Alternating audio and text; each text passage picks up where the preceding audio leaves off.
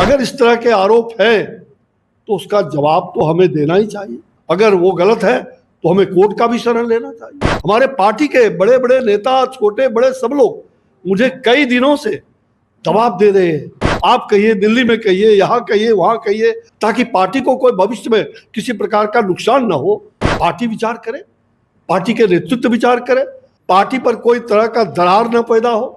नमस्कार, आप बोले भारत देख रहे हैं। मैं हूं आपके साथ कमलेश। बिहार के डिप्टी सीएम सम्राट चौधरी पर शिल्पी गौतम हत्याकांड में प्रशांत किशोर ने नाम जोड़ा। उसके बाद क्या पूरे बिहार में बवाल मचा हुआ है। प्रशांत किशोर ने इस्तीफे की मांग कर दी और ऐसे में देखिए बीजेपी के बड़े नेता हैं, पूर्व केंद्रीय मंत्री अश्विनी चौबे ने भी कहा है कि ये लोग पिछले दरवाजे से आते हैं लेकिन सुधरते नहीं है। सीधे हम सम्राट चौधरी पर हमला बोलते हुए नजर आ रहे हैं और कह रहे हैं जब उन पे भ्रष्टाचार का आडवाणी पे आरोप लगा तो वो इस्तीफा दे दिए थे, और सम्राट चौधरी इस्तीफा क्यों नहीं दे रहे जब उन पे ये इस तरह का आरोप लगा है।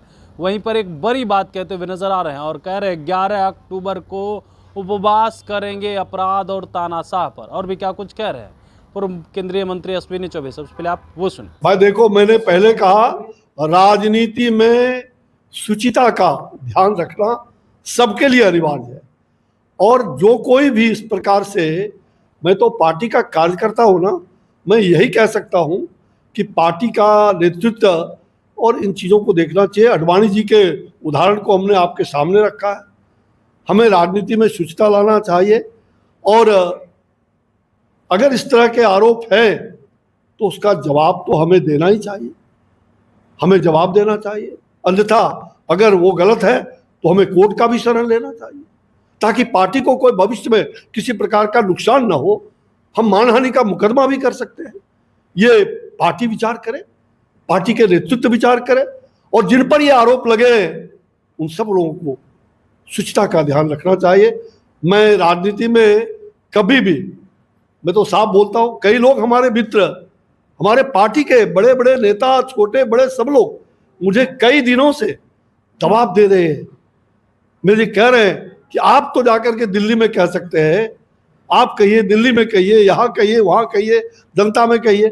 मैंने कहा किसी को कुछ कहिए नहीं, सबको सब कुछ मालूम रहता है। मेरे कहने न कहने से ऐसी कोई बात नहीं है।